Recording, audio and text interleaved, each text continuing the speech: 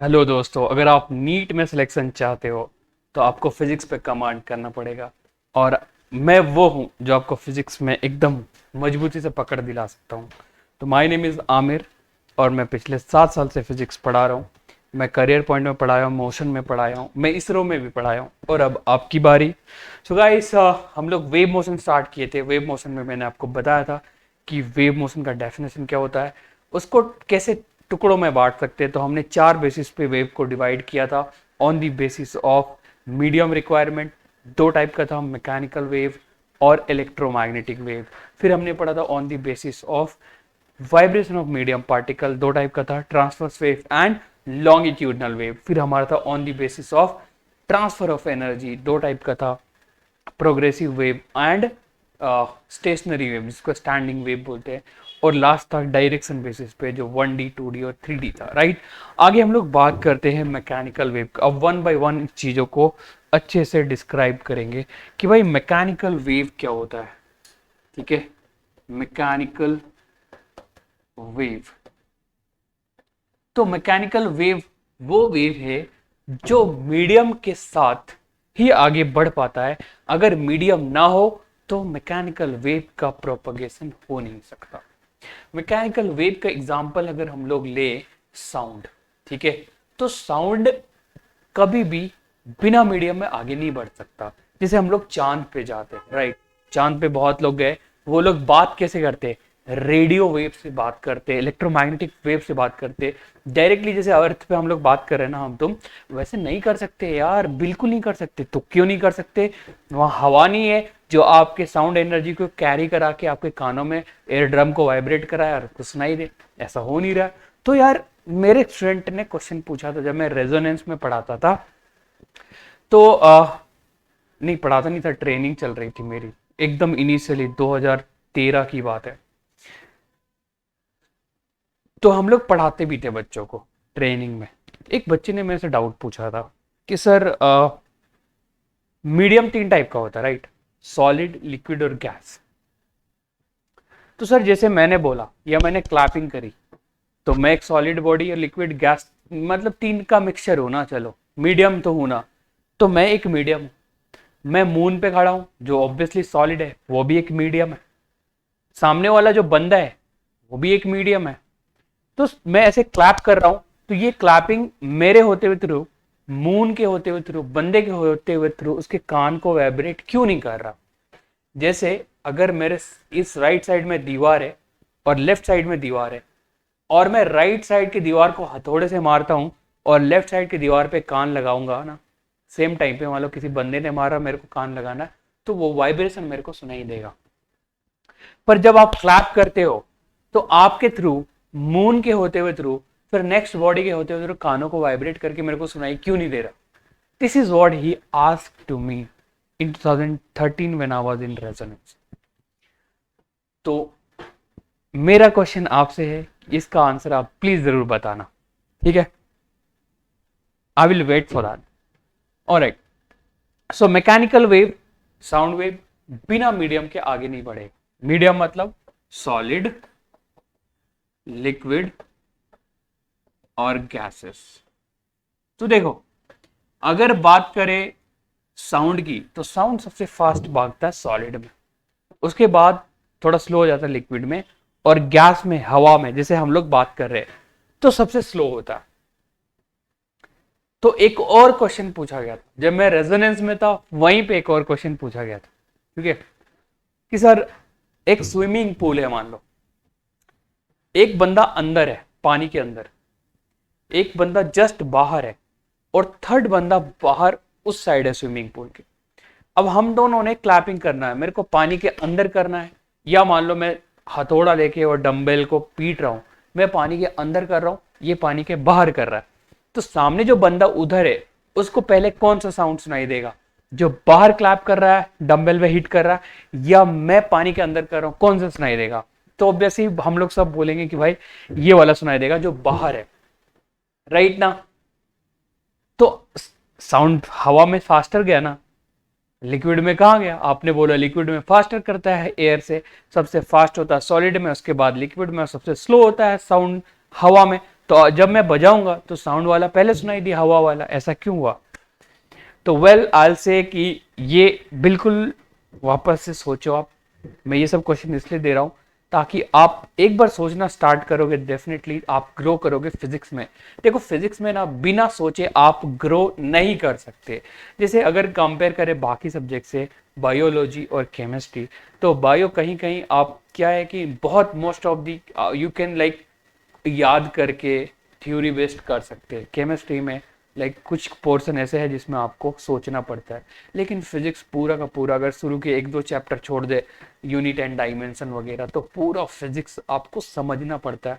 जब आप सिर्फ थ्योरी पढ़ोगे तो कुछ थोड़ी होगा, आपको क्वेश्चन सॉल्व करने पड़ेंगे। And when you will go for to solve the question ना, यू नीड टू थिंक। जब सोचना आप चालू करोगे तो अपने आप कॉन्सेप्ट समझ में आएगा, राइट? तो I have given 2 questions with the basis of concept. आप सोचना और जरूर बताना, राइट? तो साउंड वेव बहुत मैकेनिकल वेव होता है वो जिसको मीडियम की जरूरत होती है आगे प्रोपेगेट करने के लिए। एग्जाम्पल में हमने साउंड लिया हुआ, राइट? आगे अगर मैकेनिकल वेव की बात करें तो इसको इलास्टिक वेव भी बोला जाता है, राइट? Elastic wave. और इलास्टिक वेव की कुछ प्रॉपर्टी होती है। क्या प्रॉपर्टी होती है बच्चे? देखो, ये जो मीडियम है ना, मीडियम का क्या होना जरूरी है? इलास्टिक होना जरूरी है। क्यों इलास्टिक होना जरूरी है? मान लो ये एयर पार्टिकल यहाँ, मैंने बोला ये स्ट्रेच कब होगा? जब इलास्टिक होगा। ये सुनो, मैंने बोला और ये अपनी जगह से हिले नहीं, तो जब अपने जगह से हिलेगा नहीं तो सामने वाले को एनर्जी पास कैसे करेगा?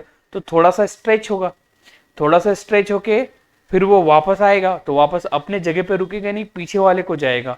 तो एनर्जी ऐसे ही तो पास होता है, इधर से लेता है और उधर वाले को देता, अपने जगह पे ही वाइब्रेट करता है, राइट? तो वो जब अपने जगह पे वाइब्रेट करता है ना, तो उसका 2 चीज का होना जरूरी है। एक, जब वो गया तो वापस तभी आएगा, इलास्टिक नेचर है, और अपने जगह पे रुकेगा नहीं, पीछे तभी जाएगा जब उसके पास क्या हो? इनर्शिया हो। तो ये दोनों चीजों का होना बहुत ज्यादा कंपलसरी है, मोमेंटम भी बोल सकते हैं ब्रो।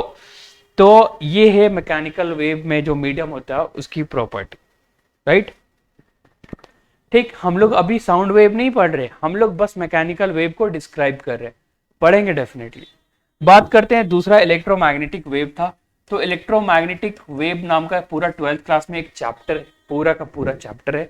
तो इलेक्ट्रोमैग्नेटिक वेव क्या था कि एक ऐसा वेव जिसको आगे बढ़ने के लिए मीडियम की जरूरत नहीं होती, जैसे लाइट है ना, रेडियो वेव। तो रेडियो वेव हम लोग तभी तो जाते हैं चांद पे, तो रेडियो वेव से बात करते हैं क्योंकि मीडियम इंडिपेंडेंट होता है यार, इसमें किसको किसी की जरूरत नहीं होती, राइट? अब आगे बात करते हैं यार ट्रांसवर्स वेव की। तो ट्रांसवर्स वेव हमने डेफिनेशन देखा हुआ है, थोड़ा बहुत उसको और डिटेल में समझते हैं कि ट्रांसवर्स वेव वो वेव होता है ना जिसमें मीडियम पार्टिकल वाइब्रेट करता है ऊपर नीचे और वेव प्रोपागेट होता है आगे। ये है डायरेक्शन ऑफ वेव प्रोपागेशन, और मीडियम पार्टिकल का वाइब्रेशन ऊपर नीचे हो रहा है। तो जब भी वेव का प्रोपागेशन पार्टिकल के ऑसिलेशन से परपेंडिकुलर हो तो ऐसे वेव को बोला जाता है ट्रांसवर्स वेव, ठीक है? Transverse wave. तो बच्चे ट्रांसवर्स वेव में कुछ बेसिक बातें मैं यहाँ पे बता देता हूं कि यहां से वेव निकला और यहां तक, इसको जैसे जब ये पार्टिकल ऑसिलेट हुआ होगा, कैसे? यहां से गया होगा यहां, तब तक वेव यहां चला गया होगा। जब ये पार्टिकल लौट के आया होगा तब तक वेव यहां चला गया, फिर पार्टिकल नीचे गया होगा तब तक वेव यहां चला गया होगा, फिर पार्टिकल अपने जगह पे आया होगा तब तक वेव यहां चला आया, ठीक? तो ये पूरा एक राउंड कंप्लीट किया। तो एक राउंड में टाइम जो लगता है उसको 1 टाइम पीरियड बोलते हैं। एक राउंड कंप्लीट करने में जो टाइम लगता है वही टाइम पीरियड होता है। और इसी टाइम पीरियड में वेव की लेंथ जो होती है, यहां से यहां आ गया ना वेव, इसी लेंथ को बोला जाता है वेव लेंथ, ठीक? क्लियर है कि एक राउंड मारा तो उसको 1 टाइम पीरियड बोलते हैं। उस राउंड में हमारा वेव यहां तक आ गया इसलिए एक टाइम पीरियड मैंने उसको बोला, और एक टाइम पीरियड में जितना वेव ने लेंथ को कवर किया that is called wave length, right? तो बच्चे अब देख लेना वेव लेंथ, आप इसको भी वेव लेंथ बोल सकते हो, आप इसको भी वेवलेंथ बोलो, आप इसको भी वेवलेंथ बोलो, जो मर्जी आपको वेवलेंथ बोलना, बस वहां से इस पॉइंट से उस पॉइंट तक जाने के लिए एक टाइम पीरियड चाहिए रहेगा। उसके बीच के लेंथ को अपन क्या बोलेंगे? Wave length. तो कुछ क्वेश्चन इसके बेस्ट डिजाइन होता है मैं आपको बताऊंगा, लेकिन कुछ छोटी छोटी बातें और मैं आपको यहां पे डिटेल में समझा देता हूं लाला। तो देखो भाई, यहां से यहां तक आने में जो टाइम लगा उसको वन टाइम पीरियड बोला, और ये जो लेंथ आया उसको एक वेवलेंथ बोला। देखो ये जो है ना, ये इसको एम्पलीट्यूड बोलते हैं। एम्पलीट्यूड याद है, आपने सिंपल हार्मोनिक मोशन पढ़ा होगा। तो एसएचएम में आपने क्या पढ़ा होगा बच्चे, कि जो पार्टिकल है ना वो वाइब्रेट करता, और उसका जो मैक्सिमम डिस्प्लेसमेंट होता है वाइब्रेशन को, उसी को क्या बोलते हैं, बोलो। एम्पलीट्यूड। नहीं आया, वापस देखो। जैसे हमने एक स्प्रिंग को बांध दिया एक मास के साथ जो स्मूथ सरफेस पे है, ठीक। अभी ये ऐसा रखा हुआ, अगर मैं इसको खींच के छोड़ दूं, ऐसे खींच के छोड़ दूं, तो ऐसे ऐसे ऑसिलेट करेगा। तो मान लो ये यहां तक जाता है, ब्लॉक यहां तक जा रहा, फिर वापस आ रहा, तो ये यहां तक भी गया, यहां तक भी गया, यहां तक भी गया, यहां तक, लेकिन मैक्सिमम इतना दूर गया ना। तो मैक्सिमम जितना दूर जाता है, जहां से लौट के आता है, उसे क्या बोलते हैं, एम्पलीट्यूड। तो ये पार्टिकल जब वाइब्रेट किया तो यहां गया, यहां गया, यहां तक मैक्सिमम गया। इसी चीज को हमने क्या बोला, एम्पलीट्यूड। समझ गए एम्पलीट्यूड क्या होता है, क्लियर है। Very good. तो अपने को टाइम पीरियड पता है, अपने को एम्पलीट्यूड पता है, अपने को वेवलेंथ पता है, और आपको पता होगा टाइम पीरियड और फ्रीक्वेंसी के बीच में एक रिलेशन होता है। फ्रीक्वेंसी क्या होता है कि एक राउंड मारने में, चाहे ऐसा राउंड हो या ऐसा राउंड हो, कोई भी टाइप का राउंड हो, एक राउंड मारने में जो टाइम लगता है उसको बोलते हैं फ्रीक्वेंसी। एक राउंड में जो टाइम लगता है उसको बोलते हैं टाइम पीरियड, और एक सेकंड में जितना राउंड मार सकते हैं उसको बोलते हैं फ्रीक्वेंसी। तो टाइम पीरियड और फ्रीक्वेंसी के बीच में एक रिलेशन होता है कि time period is equal to 1/, frequency. ये होता है, राइट। एक राउंड मारने में जो टाइम लगता है उसको बोलते हैं time period. Time taken to complete one round is called time period. एक सेकेंड में जितना राउंड हो पाया, आधा राउंड तो आधा फ्रीक्वेंसी, पूरा राउंड तो एक फ्रीक्वेंसी, दो राउंड तो दो फ्रीक्वेंसी।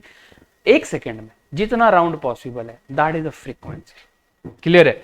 अब देखो, मान लो ये वेव आगे बढ़ रहा है, तो कुछ ना कुछ स्पीड से बढ़ रहा होगा। ये पार्टिकल ऑसिलेट कर रहा है, तो कुछ ना कुछ स्पीड से कर रहा होगा।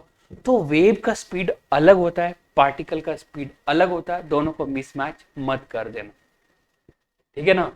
बाद में ऐसा नहीं कि दोनों को मिला दिया। तो मैं आपको बता देता हूं, आपने ये जो पढ़ा ना, v is equal to lambda by T, ये जो स्पीड है ना, ये वेव की है, कि भैया वेव की स्पीड एक वेवलेंथ टाइम पीरियड इसके बराबर होती है। और जो पार्टिकल का स्पीड होती है ना लाला, वो होती है ए ओमेगा कॉस ओमेगा टी, ये टाइम के फॉर्म में होता है, और होता है ओमेगा अंडर रूट ए स्क्वायर माइनस एक्स स्क्वायर, जहां x displacement, A amplitude, omega angular frequency.